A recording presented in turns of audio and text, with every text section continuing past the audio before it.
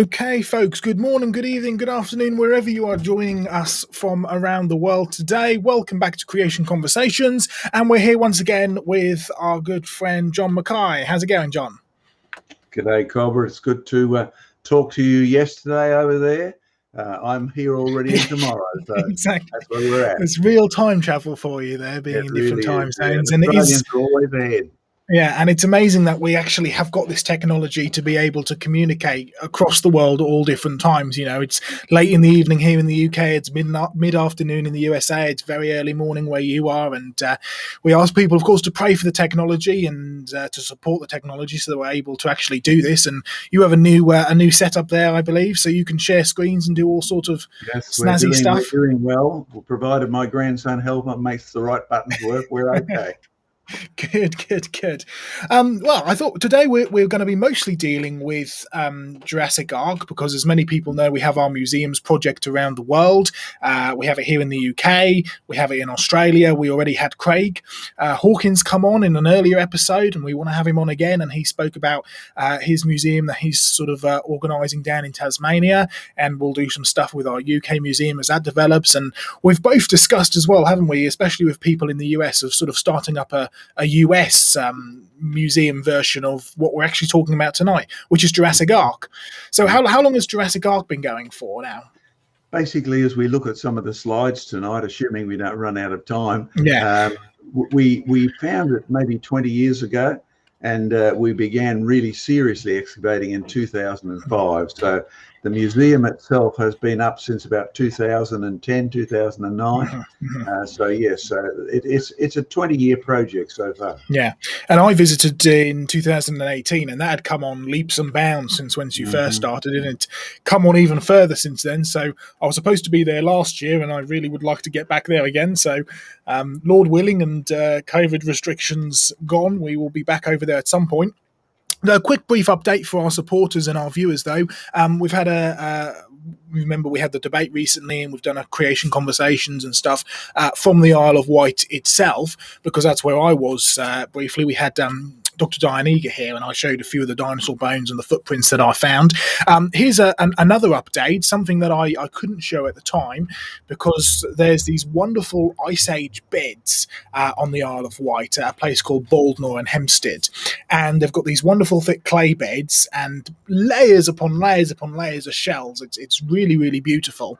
And we actually ended up excavating, and I've just finished gluing it back together. Here am I sort of gluing and fixing it all back together. Some of our viewers may be able to sort of spot what it is there on that piece of cardboard.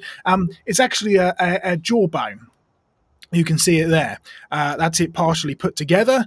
There it is, sort of all put back together, and I'm making a special stand for it. There it is in its stand, all ready to go. It's from a small sort of hippo-like, or sort of like a large pig-like creature, which was now extinct, buried in here in these Ice Age deposits. Because the Ice Age is something quite fascinating to me, and I've actually been asked to speak about it in the upcoming Answers in Genesis conference that's coming up. So you can go to Answers in Genesis's website and find out about that there. We'll be broadcasting that across the world. So some really nice, exciting finds, and these as well. And I've shown you these, John. Beautiful crinoids. I think you've got some in your collection, haven't you? We certainly have, Joseph. While you show that, I'm going to shut the door because the cold breeze is coming in. No worries. These are crinoids, or they're called sea lilies in today's world, because they are alive today. They are living fossils, which is a term coined by Charles Darwin, which literally basically means that they haven't changed a single bit since they first appeared in the fossil record. These are supposed to be 400 odd million years old. They're Ordovician, so 400 supposed million years and no evolution in the slightest. So there really isn't any evidence for evolution in the rocks in the slightest at all. That's actually one of the arguments that I used in the debate with Taylor Gray a couple of weeks back. So we encourage people to go back and watch that. So there's a few exciting updates and a few new fossil features that we've got. But tonight we are mostly dealing with Jurassic Ark and a presentation from yourself, John. So what I'm going to do now, let's do you want to go straight into the slides, or have you got some things to show us first? We'll do a show and tell first, because you've been to Australia and you came here. Do you remember collecting some of these? I think so. I can just try and this see is where. what we found first of all at the site, and we used to take students there, and they love collecting these bits of petrified wood. You can polish them up; they go really beautiful. Of course, you dig a bit further, and you actually find tree trunks. Yeah. Right, so They're there's lovely, what the aren't they? original Jurassic Ark has become famous for. We even got the local forestry people out because we were pretty sure we knew what they were. And the local forestry people came out and said, yes, they're southern pine trees. Now, what's interesting is I've been to Germany, to the Jura Mountains, and they find the same southern pine trees there. But obviously, they're called southern pines because they live in the southern hemisphere only. But they used to live in the whole of the globe. But Jura and Jurassic are related. So the rocks that were first found in the Jura Mountains gave rise to the term Jurassic, and whatever's found in those rocks is labeled Jurassic everywhere. So these specimens over here are called Jurassic, not because they're 150 million years old, but because they're like the rocks in the Jura Mountain. Now, you've been to see this. This is a pretty hefty one. Good exercise this morning, Joseph. Now, can you tell people what you saw, what you're pretty sure these mean when they're squashed flat? Because I'm going to have to put it down. It's pretty heavy. these are the big squash tree trunks, aren't they? That's right. Well, I mean, I don't know if anybody's tried sort of giving a tree a hug recently, but they don't squash too easily, do they? No, if you want to squash a tree trunk in that position, you need to put it under a lot of pressure, very, very intense pressure, and quick while it's still sort of fresh and sort of living. You've got to put it under a lot of almost hydraulic pressure to be able to squeeze it in that sort of a shape. In fact, I mean, you say about the southern pines, they're not just in Jurassic Ark, they're not just in Germany, they're here in the UK as well. I mean, the famous, most people have probably heard of Whitby jet, the famous, jet black. That's where the term comes from, the sort of the hard sort of semi-precious gemstone that comes from fossil wood, and that's all southern conifer or monkey puzzle tree, we call it here in the UK, but it's all the same thing. It's all the same Oricaria. So it's found all over the world. It certainly is, and the famous so-called fossil forest in Arizona is also Australian trees. We like to spread our claims everywhere. So this is Jurassic Ark, named after the Jura Mountains, not after millions of years or evolution. So I might move from that brief introduction into our presentation, Joseph. So sure, absolutely. I shall activate it here for you. There we go. Good. Now, this is our theme. God's word is true from the beginning. It's one of my favorite Bible verses in application to the work that God has given us to do. So I'm going to take you to the Aussie Creation Museum at Jurassic Ark, and there's our lovely entrance, right?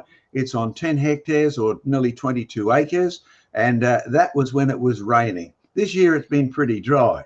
It's in Australia. It's on the east coast near Bells Bridge, near Gympie, which is a famous town a couple of hours north of where I'm speaking this morning, and we have dinosaurs there. You can go to our website, creationresearch.net, click on the museums to see lots and lots of details. Kids love dinosaurs. And in fact, the skeptics said ages ago, dinosaurs are the best way to undermine Christianity. Give some thought to that. Millions of years, dinosaurs dying out, and no reference to God, no reference to creation. We even have virtual reality. Look at the pterodactyls that fly through the sky, all created. So the whole purpose is to remind people that what God said happens to be true, and to have a great time digging at the same time. There's one of the families who found that log. Look what we've done with it, cleaned it up, and we've actually now got it as the world's only petrified tree sundial. So if you come to Australia, land at the international airport near Brisbane, it's a couple of hours north, and you too can come and see everything that's there. Creationresearch.net, search Jurassic Ark, you'll find it. It's fabulous. 2005, the date I gave to Joseph before, we began to seriously clean it up. We've been taking kids there for quite a while, but we got serious. We began to clear it off along the top of a rock bed, because that was the clue. When the rocks started, the pebbles started, the logs were immediately underneath. The people came and helped us. We had great fun helping. People love bashing rocks, better than bashing politicians or bashing their enemies. That is one thing. The logs are there, no branches. no roots. They didn't grow there. Normally this would be called a fossil forest, but it isn't. The logs have a dominant direction and they're mixed with stones, boulders, huge ones. The biggest one we found so far is nearly 2/3 of a meter across. Incredible size. Now, wherever you get big boulders, and that's one of the biggest ones we found, that's now the second biggest one we found.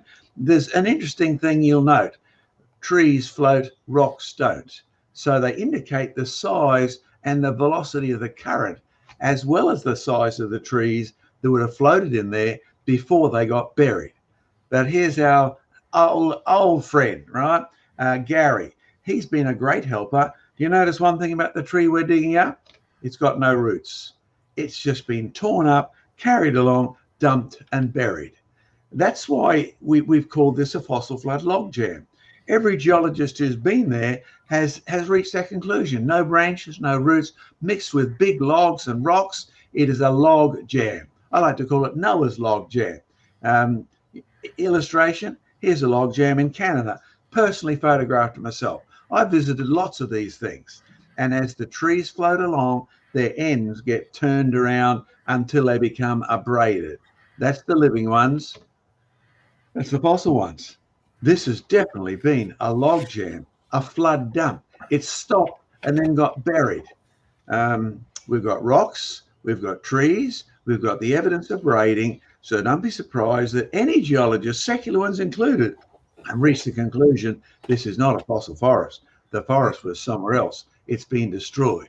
And as we said at the beginning, we know for sure, not just our analysis, but the forestry department, the experts have all concluded they're the same as the southern conifers growing around Australia today. And now they've been shifted from South America. You'll find the monkey puzzle trees growing in England. Notice our theme, after its own kind.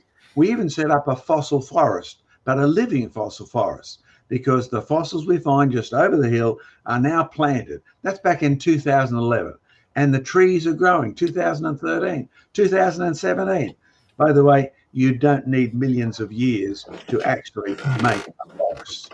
20 years, 30 years. I mean, this is after 6 or 7 years. Incredible. In 2020, the students were becoming helpers. It was good. There's Rob digging up a log section. Have a close look. There's the log and the rocks alongside of it. Now, rocks don't float, trees do.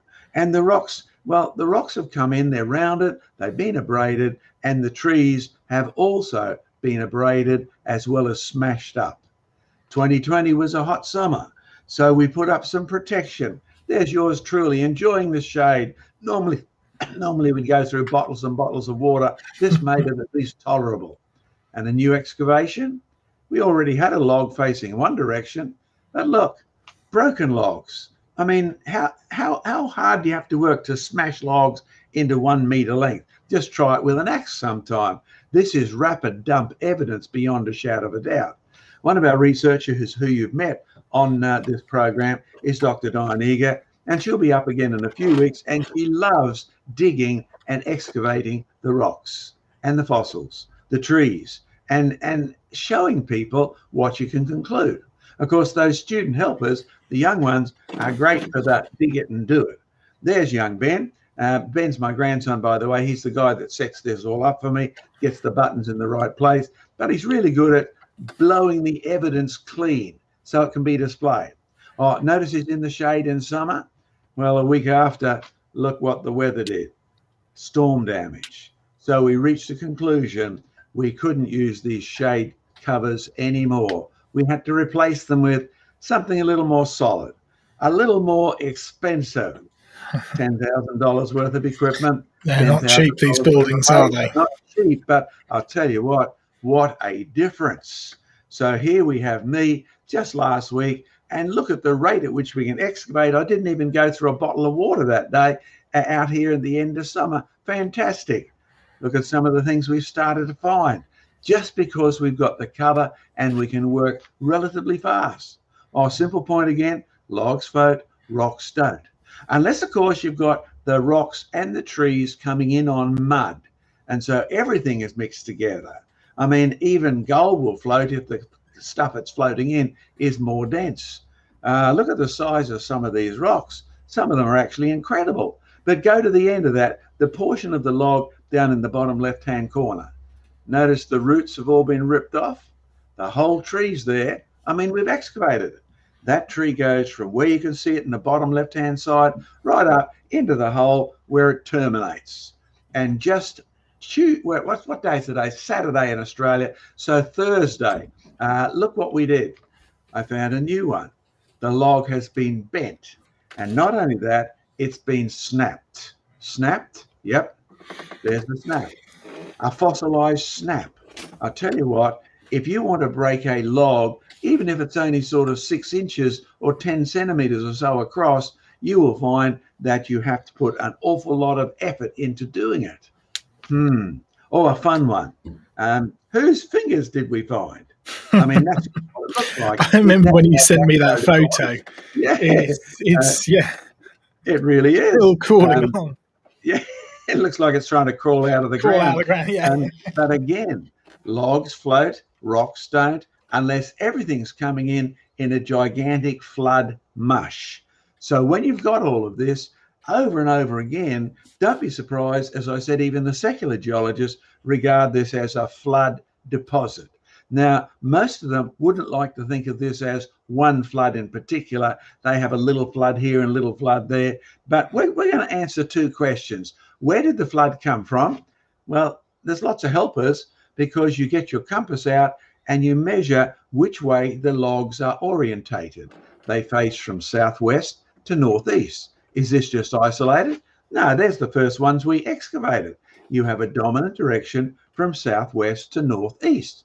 Southwest, by the way, means they're coming from out to sea, because we're not too far from the coast. Northeast means they're heading inland to Australia. There's some of the big ones, the abraded ones we first found. Oh, by the way, see the dam at the background? That's almost empty at the moment. You pray the Lord will provide us with as much water as you can see there. But this young lady is helping us excavate, and by her excavation, you can look at a bit of a summary here. The orientation, the broken trees, the abrading, the mixed dump situation, all show a flood deposit. But there's a question. Remember the point we've made over and over again? You only get the answers to the questions that you ask. And if you don't ask the right questions, don't expect the right answers. Well, we know the answer to the question, how big it is. That's just our bed alone. It's not just a little flood near Gympie. These trees, and I have personally been to the edges of much of this, except for the top, really the top north. I've been even right up near the north, but I haven't just been quite up to the top. But I'll take the word of my fellow geologists that it does show up there, and the pictures go with it. Now, to finish off, to give you people in England, I know you ruled the world, you still have relationships all over the planet. In Australia, our COVID's a little more friendly than yours is, because we're fairly loose at the present and you're tied up. But most people have no idea how big the UK is compared to Australia. It fits 7 times into my state of Queensland. And there's our bed of trees, our fossil flood dump.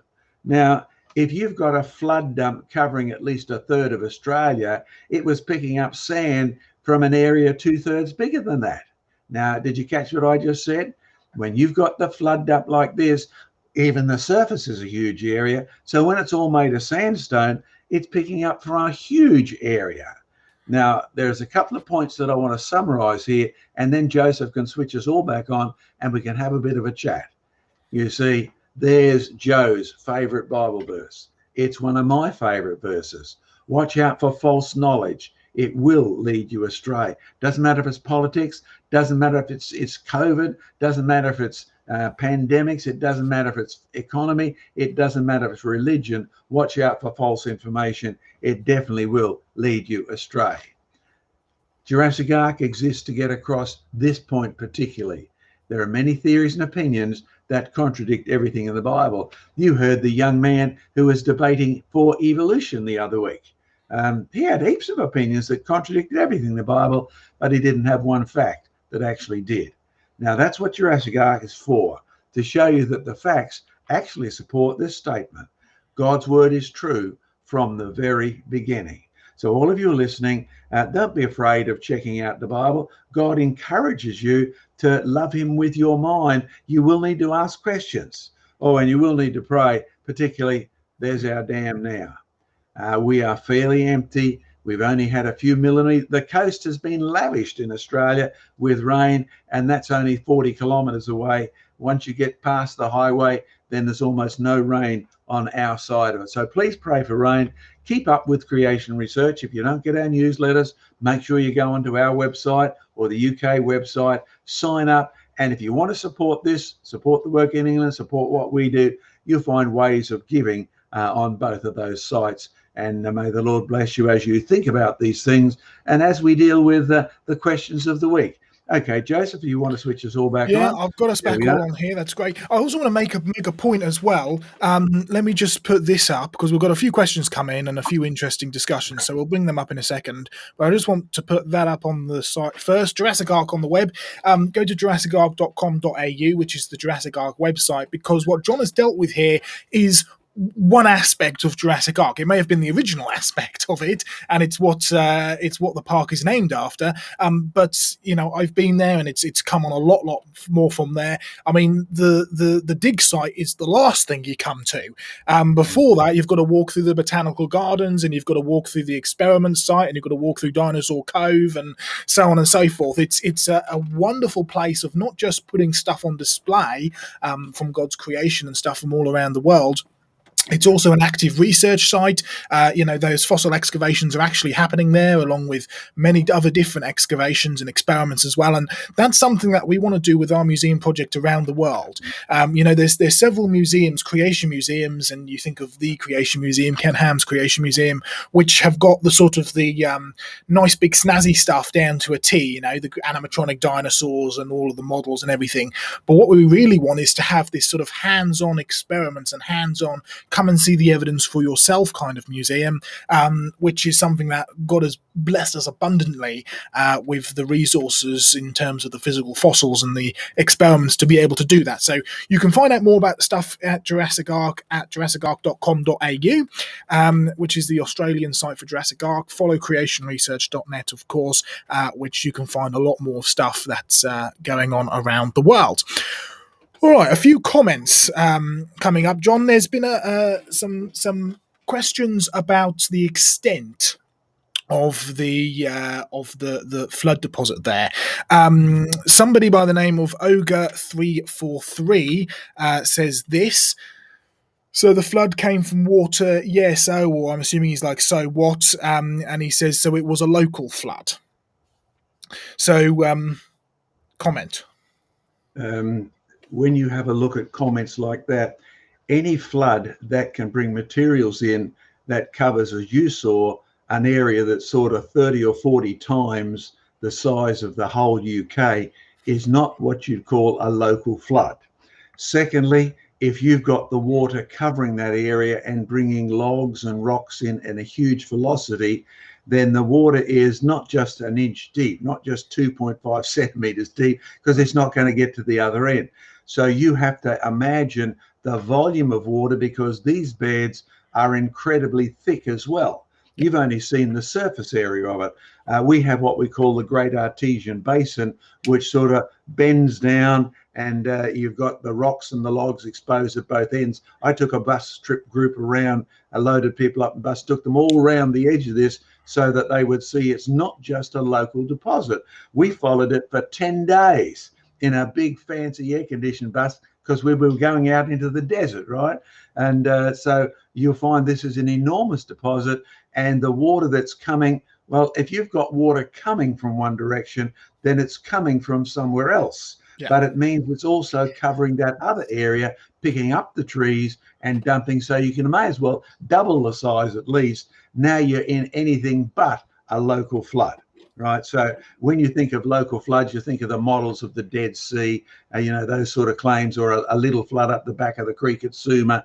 This is gazillion times the area of those. And I haven't even dealt with the Jurassic rocks in the western part of Australia, we could, but we just didn't have time today. Yeah, and I mean, he's gone on to say here, look, the flood deposit isn't global, but his map shows that it is, and that's your map you put up. I make the point that the let me just put this photo of this skull back up again, because we excavated this skull, like we said, just a couple of weeks ago. Now, the deposits which these come from would be considered a local deposit. They would be from what we would consider a local flood or some sort of small catastrophic deposit. I have personally walked around the deposit. I mean, it takes you several hours to get around it, but it is, so it's, it covers a good, few square miles, but it is local enough to be able to walk around it. That's what we would consider a local deposit. When you're considering something, just the deposit, just the end result, after all erosion, by the way, because you've got to bear that in mind, there's a lot of erosion where you have rushing water, you have a lot of erosion. So just having a deposit which covers 4 or 5 times the size of the United Kingdom, to put that in perspective, because I think a lot of Americans don't quite understand how big Australia is. Australia is about the same size as the United States, so it is a big country, and I felt like I'd been traveling through it for forever, and I only covered a tiny little segment. When that's your end result, you also have to get that material from somewhere. Like you said, with the sand, it has to come from somewhere. That doesn't just automatically come suspended in water. You need to have flowing water fast enough somewhere else to be able to erode that rock, to be able to turn it into sand in the first place, and then to actually sweep it down. And that the water, it's a flood. I like to remind people that, a flood, the definition of a flood is water where water shouldn't be, flood on your kitchen floor or whatever. So you've got evidence of not only these logs and rocks being covered in water and pointing in the same direction, but mixed in all over the world with fish fossils and land animals and dinosaurs and stuff. This is a really very, very, very big deposit.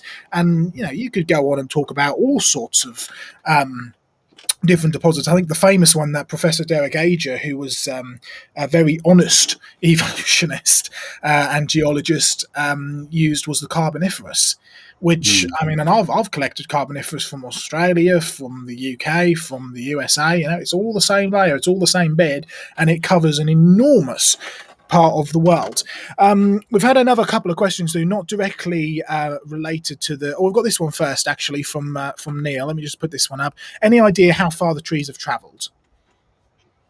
The answer is no, we don't, because the coast of Australia is no longer a place where trees grow out to sea. Many of these will have come from out, where there currently is no land. So we don't know how far they've traveled. We do have an indication of some of the rocks. One of the geologists, I got him to map the rocks, right, and to actually then identify, there's about 10 different sorts of rocks in this deposit. And the conclusion he can reach, he went and he compared the rocks in a several 100-kilometer area. And he said, if we assume that this material here came from that rock because it's the same material, and this is without doing fancy chemical tests to prove it is, he said these have come from up to 200 kilometers away. Right. That's 150 miles or so. So you find that the rocks we can test, the trees have it, and we find a minimum distance that the rocks would have traveled. So that's the best we can do here. But just to make a point, the whole purpose of Jurassic Ark is to remind people that it's opinions that contradict the Bible. And here's the chief opinion. First week of the University of Queensland doing geology, my professor said, we're not going to study any such rubbish as catastrophic creation-based geology or flood rocks. And not coming from a church background, I thought, why not? Why aren't I allowed to find this out? Now, it turns out that the biggest aim of geology is Charles Lyell's aim. My aim is to remove Moses from science. So when you say that's not a global flood, today I just set out to show you we've got evidence of flood rocks. Okay, flood rocks in Australia.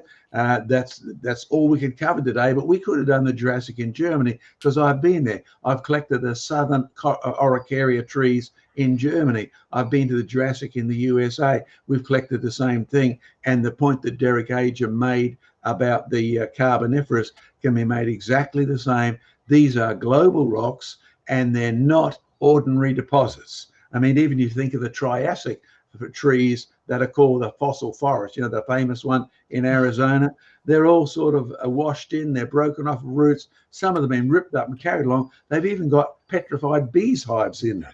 That's how quickly the whole place was deposited and covered up and removed from further erosion or degradation. So that's the whole aim of Jurassic Ark: teach people how to rethink and see what's actually there. Exactly.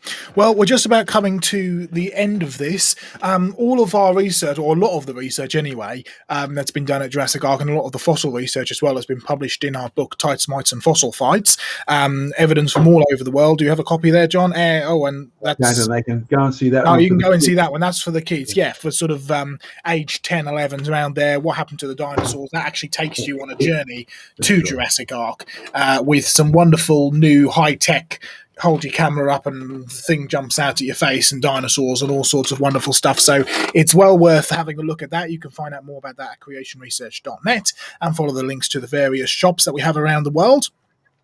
Thank you all very much for watching. We've had a great audience tonight. We've had a good healthy chat as well. We've had lots of people watching. Standing for Truth as well says hi. There you are, John. So it's a great channel as well to go over and follow him, and we're on there fairly often. I think that Diane Eager's up there next, I think, doing an interview with them, so that should be pretty good. But thank you all very much for joining in. Join us next week. We have a special guest next week for Creation Conversations. Some of you may have heard of David Reeves, who is a presenter in the United States. He presents his own television shows. He's also a presenter on TBN, Trinity Broadcasting Network. He does Creation in the 21st Century, I think it's called, and he will be on talking not only about his ministry and some of the stuff that he's been done, because we've been on his show and so on and so forth, and we've traveled together, and he's done some presentations with us while we've been over in the States. But he's going to talk a bit about some of his astronomy background and some of the stars and stuff that he's photographed. So that looks to be a very, very exciting interview that is happening there as well. So thank you all very much for watching. Goodbye and God bless, and we will see you very shortly. Any last words, John? No, I think we've said it all, but do you have copies of that Tights, Mites and Fossil Fights in England, do you? We absolutely do, yes. We still have copies of those, so they have them in America. Yeah, if you go to creationresearch.net, you'll find links to our UK store, our USA store, and our Australian store. We sort of run them out of different offices to try and keep postage costs down. But yeah, you can find them on there, as well as our brand new documentary as well, I, Fire and Ice, which is doing very well. We've just put another order of those in to get some more DVDs because they've sold out so well. So praise the Lord for that. All right, goodbye, folks. We'll catch you next week.